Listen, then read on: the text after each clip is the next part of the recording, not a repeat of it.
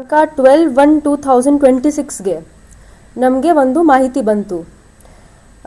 ಮಾಹಿತಿ ಏನು ಬಂತು ಅಂದರೆ ಫಿರ್ಯಾದಿ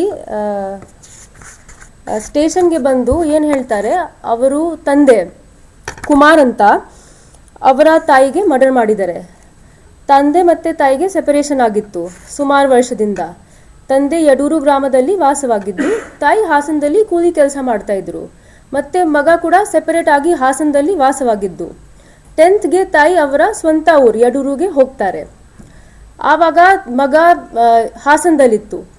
12th ಮಗ ಯಡೂರ್ಗೆ ಹೋಗ್ತಾರೆ. ಆವಾಗ ಅವರು ತಂದೆ ಜೊತೆ ಮಾತಾಡ್ತಾರೆ.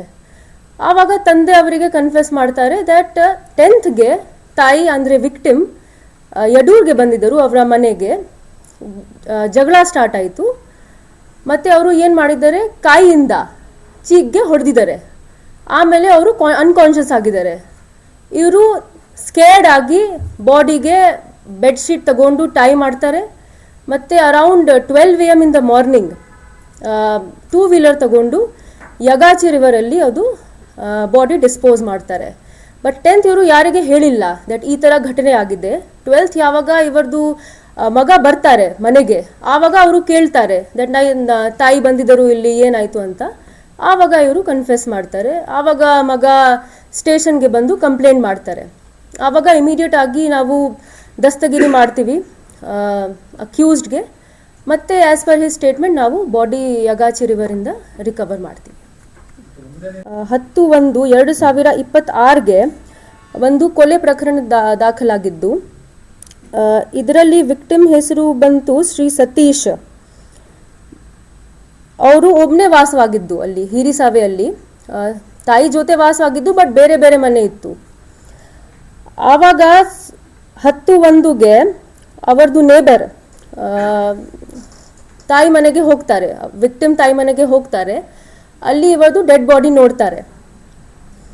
ಆವಾಗ ಅವರು ಥಾನೆ ಬಂದು ಕಂಪ್ಲೇಂಟ್ ಕೊಡ್ತಾರೆ. ನಮ್ಮ ಥಾನೆ ಟೀಮ್ ಇಮಿಡಿಯೇಟ್ ಸ್ಪಾಟ್ಗೆ ರೀಚ್ ಆಗ್ತಾರೆ. ಅಲ್ಲಿ ನಾವು ಏನು ನೋಡ್ತೀವಿ ಅಂದರೆ, ಅವರ ತಲೆ ಮೇಲೆ ಯಾರು ಹಿಟ್ ಮಾಡಿದ್ದಾರೆ. ಆಮೇಲೆ ನಮಗೆ ಇನ್ಫಾರ್ಮೇಷನ್ ಬಂತು ದಟ್ ಅವರದು ಮಗ ರಂಜಿತ್ ಅಂತ ಮನೆಗೆ ಬಂದಿದ್ದರು, ಅವರು ಅಜ್ಜಿ ಜೊತೆ ಮಾತಾಡಲಿಕ್ಕೆ. ಆಮೇಲೆ ನಾವು ಇಮಿಡಿಯೇಟ್ ಆಗಿ ಅವರಿಗೆ ಅರೆಸ್ಟ್ ಮಾಡ್ತೀವಿ before he was about to abscond. Preliminary ಮಾಹಿತಿ ಪ್ರಕಾರ ವಿಕ್ಟಿಮ್ ಮತ್ತು ಅವರದು ವೈಫ್ ಅಂದರೆ ಅಕ್ಯೂಸ್ಡ್ ಮದರ್ ಬೇರೆ ಬೇರೆ ವಾಸವಾಗಿದ್ದು. ಅಕ್ಯೂಸ್ಡ್ ಮದರ್ KR ನಗರಲ್ಲಿದ್ದು, ಮತ್ತು ವಿಕ್ಟಿಮ್ ಇಲ್ಲಿ ಹಿರಿಸಾವೆಯಲ್ಲಿ ಕೆಲಸ ಮಾಡ್ತಾಯಿದ್ರು, ವ್ಯಾಪಾರ ಮಾಡ್ತಾಯಿದ್ರು ಬೇಸಿಕ್ಲಿ. ಸುಮಾರು ವರ್ಷದಿಂದ ಇವರದು ಗಲಾಟೆ ಇತ್ತು ಬೇರೆ ಬೇರೆ ಕಾರಣಕ್ಕಾಗಿ. ಸೊ ಆ ಡೇಟ್ 10/1/2026ಗೆ ಇವರಿಗೆ ಅವರದು ಅಜ್ಜಿ ಕರೀತಾರೆ. ಅಕ್ಯೂಸ್ಡ್ಗೆ ಅವರದು ಅಜ್ಜಿ ಕರೀತಾರೆ, ಇಲ್ಲಿ ಬನ್ನಿ ಅಂತ. ಆವಾಗ ಅರೌಂಡ್ 6:30 ಸಡನ್ ಆಗಿ ವಿಕ್ಟಿಮ್ ಅಜ್ಜಿ ಮನೆಗೆ ಅವರದು ಅಂದರೆ ಅವರದು ತಾಯಿ ಮನೆಗೆ ಹೋಗ್ತಾರೆ. ಮಗನಿಗೆ ನೋಡ್ತಾರೆ, ಅಲ್ಲಿ ಜಗಳ ಸ್ಟಾರ್ಟ್ ಆಗುತ್ತೆ. ಸೊ ಆ ಟೈಮ್ಗೆ ಕಬ್ಬಿಣ ರಾಡ್ ತಗೊಂಡು ಇವರು ಅಸಾಲ್ಟ್ ಮಾಡ್ತಾರೆ ವಿಕ್ಟಿಮ್ಗೆ. And he dies on the spot. Same day ನಾವು ದಸ್ತಗಿರಿ ಮಾಡ್ತೀವಿ ಅವರಿಗೆ. ಹೌದು, ಅದು ನಮ್ಮ ಪ್ರಯಾರಿಟಿ ಇದೆ. ಎಕ್ಸಾಕ್ಟ್ಲಿ, ನಮಗೆ ಜನ ಸಹಕಾರ ಕೂಡ ಬೇಕು. ಎಲ್ಲ ಪೊಲೀಸ್ ಸ್ಟೇಷನ್ಸ್ಗೆ ನಾನು ಹೇಳಿದ್ದೀನಿ ಇದು ಕ್ರೈಮ್ ಕಡಿಮೆ ಮಾಡಲೇಬೇಕು ಅಂತ. ನೈಟ್ ಪೆಟ್ರೋಲಿಂಗ್ ಮಾಡಿ, ರೌಡೀಸ್ ಮೇಲೆ ಸರ್ವೇಲೆನ್ಸ್ ಹಾಕಬೇಕು ನಮಗೆ. ನೋಡಿ, ಪೊಲೀಸ್ದು 2 ಬ್ರೆಡ್ ಆ್ಯಂಡ್ ಬಟರ್ ಇದೆ, ಪ್ರಿವೆನ್ಷನ್ ಆಫ್ ಕ್ರೈಮ್ ಮತ್ತು ಇನ್ವೆಸ್ಟಿಗೇಷನ್. ಸೊ ಈ 2 ನಮಗೆ ಪ್ರಯಾರಿಟಿ ಇಟ್ಕೋಬೇಕು. ನಾವು ಏರಿಯಾ ಡಾಮಿನೇಷನ್ ಮಾಡ್ತೀವಿ, ನಾಕಾ ಚೆಕಿಂಗ್ಸ್ ಮಾಡ್ತೀವಿ. Evening patrolling also we will increase. So but ಜನ ಸಹಕಾರ ಬೇಕು ನಮಗೆ, ಮೀಡಿಯಾ ಸಹಕಾರ ಬೇಕು. ಮತ್ತು ಏನು ಮಾಹಿತಿ ಇದ್ದರೆ ತಾವು ಎಲ್ಲರೂ ನನಗೆ ಡೈರೆಕ್ಟ್ ಆಗಿ ಕೊಡಬಹುದು. ಇಫ್ ಲೀಗಲ್ ಆ್ಯಕ್ಷನ್ ಇದ್ದರೆ ನಾವು ಖಂಡಿತ ತಗೊಳ್ತೀವಿ. ನೋಡಿ, ಟ್ರಾಫಿಕ್ 2 ಡೈಮೆನ್ಷನ್ಸ್ ಇರುತ್ತೆ. ಒಂದು ವೆಹಿಕಲ್ ಮ್ಯಾನೇಜ್ಮೆಂಟ್, ಒಂದು ಸೇಫ್ಟಿ ಮ್ಯಾನೇಜ್ಮೆಂಟ್. ವೆಹಿಕಲ್ ಮ್ಯಾನೇಜ್ಮೆಂಟ್ ಮಾಡಲಿಕ್ಕೆ ನಮಗೆ ಇನ್ಫ್ರಾಸ್ಟ್ರಕ್ಚರ್ ಬೇಕು, ಅರೇಂಜ್ಮೆಂಟ್ಸ್ ಬೇಕು.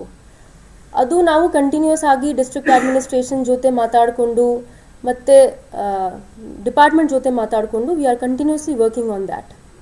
ಸೆಕೆಂಡ್ಲಿ ಇರುತ್ತೆ ಸೇಫ್ಟಿ ಮ್ಯಾನೇಜ್ಮೆಂಟ್. ಸೇಫ್ಟಿ ಮ್ಯಾನೇಜ್ಮೆಂಟ್ಗಾಗಿ ಅಗೇನ್ ನಮಗೆ ಜನ ಸಹಕಾರ ಬೇಕು. ಅವರಿಗೆ ಟ್ರಾಫಿಕ್ ರೂಲ್ಸ್ ಫಾಲೋ ಮಾಡಲೇಬೇಕು. ಮತ್ತು ಫಾರ್ ಎಕ್ಸಾಂಪಲ್ ನಾವು ಪ್ರಾಸಿಕ್ಯೂಷನ್ಸ್ ಮಾಡ್ತೀವಿ ಹೆಲ್ಮೆಟ್ ಮೇಲೆ ಮತ್ತು ಟ್ರಿಪಲ್ ರೈಡಿಂಗ್ ಮೇಲೆ. ಸೊ ಆ ಟೈಮ್ ಅವರಿಗೆ ಸಹಕಾರ ಕೊಡಬೇಕು. We want everybody to be wearing helmets, avoid triple riding. ಆ ಥರ ಮಾಡಿದರೆ we can save precious lives. So ಅದು ಖಂಡಿತ ನಮ್ಮ ಪ್ರಯಾರಿಟಿ ಇದೆ. ಮತ್ತು ಅದರ ಮೇಲೆ ನಾವು ಆ್ಯಕ್ಷನ್ ತಗೊಳ್ತೀವಿ. ಎಲ್ಲ ಡಿಪಾರ್ಟ್ಮೆಂಟ್ಸ್ ಮೇಲೆ ಮಾತಾಡಿಕೊಂಡು, ಡಿಸ್ಟ್ರಿಕ್ಟ್ ಅಡ್ಮಿನಿಸ್ಟ್ರೇಷನ್ ಜೊತೆ ಮಾತಾಡಿಕೊಂಡು, ಎಲ್ಲರ ಕೋಆಪರೇಷನ್ ತಗೊಂಡು we will work on resolving traffic issues. ಈ ಥರ ಇದೆ, ಬಟ್ ಇನ್ನೂ ತನಿಖಾ ಹಂತದಲ್ಲಿದೆ. ಅದಕ್ಕಾಗಿ ನಾವು ಇದಕ್ಕಿಂತ ಜಾಸ್ತಿ ಮಾಹಿತಿ ಕೊಡಬಾರ್ದು. ಆಫ್ಟರ್ ಚಾರ್ಜ್ ಶೀಟ್ ನಾವು ಎಲ್ಲ ಮಾಹಿತಿ ಕೊಡ್ತೀವಿ. ನಮಗೆ ಒಬ್ಬನೇ ತಗೊಂಡು ಹೋಗ್ತಾನೆ ಅವರು, ಆ್ಯಸ್ ಪರ್ ದಿ ಇನ್ಫಾರ್ಮೇಷನ್.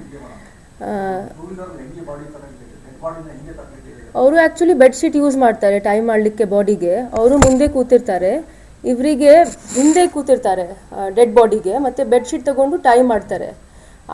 ಮತ್ತು it was too late in the night, around 12 AM. So ಯಾರೂ ನೋಡಲಿಲ್ಲ. ಸೊ ಆ ಥರ ಅವರು ತಗೊಂಡು ಹೋಗ್ತಾರೆ ಬಾಡಿಗೆ, ಯಾಗಾಚಿ ರಿವರಲ್ಲಿ ಡಿಸ್ಪೋಸ್ ಮಾಡ್ತಾರೆ. ಆ್ಯಸ್ ಪರ್ ಈಗ ಸ್ಟಿಲ್ ತನಿಖೆ ಹಂತದಲ್ಲಿ ಇದೆ, ಇನ್ವೆಸ್ಟಿಗೇಷನ್ ಇನ್ನೂ ನಡೀತಾ ಇದೆ. ಒಬ್ಬರೇ ಮಾಡಿದ್ದಾರೆ. As per the information which is received ನಾವು, ಒಬ್ಬರೇ ಮಾಡಿದ್ದಾರೆ. ಇನ್ನೂ ತನಿಖಾ ಹಂತದಲ್ಲಿ ಇದೆ. ಚಾರ್ಜ್ ಶೀಟ್ ಆದ ನಂತರ ನಾವು ನಿಮಗೆ ಇನ್ನೂ ಹೆಚ್ಚಾಗಿ ಮಾಹಿತಿ ಕೊಡ್ಬೋದು.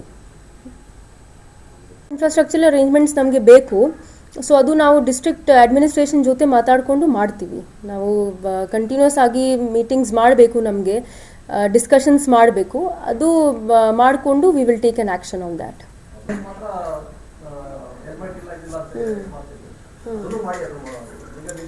ಕರೆಕ್ಟ್. ನಿಮ್ಮ ಸಜೆಷನ್ ನಾವು ತಗೊಂಡಿದ್ದೀವಿ, ನಮ್ಮ ಗಮನಕ್ಕೆ ಬಂದಿದೆ. ಹೊಸದಾಗಿ ಬಂದಿದ್ದೀನಿ ಇಲ್ಲಿ. ನಮಗೆ ಸ್ವಲ್ಪ ಟೈಮ್ ಕೊಡಿ ನೀವು. ಖಂಡಿತ ಟೈಮ್ ಬೇಕು. ಇನ್ನು ಜಸ್ಟ್ 13 ಡೇಸ್ ಆಯಿತು. ನಮಗೆ ಸ್ವಲ್ಪ ಟೈಮ್ ಕೊಡಿ. ಎಲ್ಲರೂ ಸಹಕಾರ ತಗೊಂಡು we will try to reach a solution for this. ಆಯಿತು, ಟೈಮ್ ಕೊಡಿ, ನಮಗೆ ಟೈಮ್ ಕೊಡಿ. ಸ್ವಲ್ಪ ಅಂಡರ್ಸ್ಟ್ಯಾಂಡ್ ಮಾಡಬೇಕು ಏನು ಪ್ರಾಬ್ಲಮ್ ಇದೆ. ಇದು 1 ಡೇ ಸೊಲ್ಯೂಷನ್ ಮಾಡೋಕ್ಕಾಗಲ್ಲ. ನಮಗೆ ಟೈಮ್ ಬೇಕು. ಸ್ವಲ್ಪ ಟೈಮ್ ಕೊಡಿ. ಮತ್ತು ಎಲ್ಲ ಡಿಪಾರ್ಟ್ಮೆಂಟ್ ಸಹಕಾರ ತಗೊಂಡು ನಮಗೆ ಮಾಡಬೇಕು. ಸ್ವಲ್ಪ ಟೈಮ್ ಕೊಡಿ ನಮಗೆ.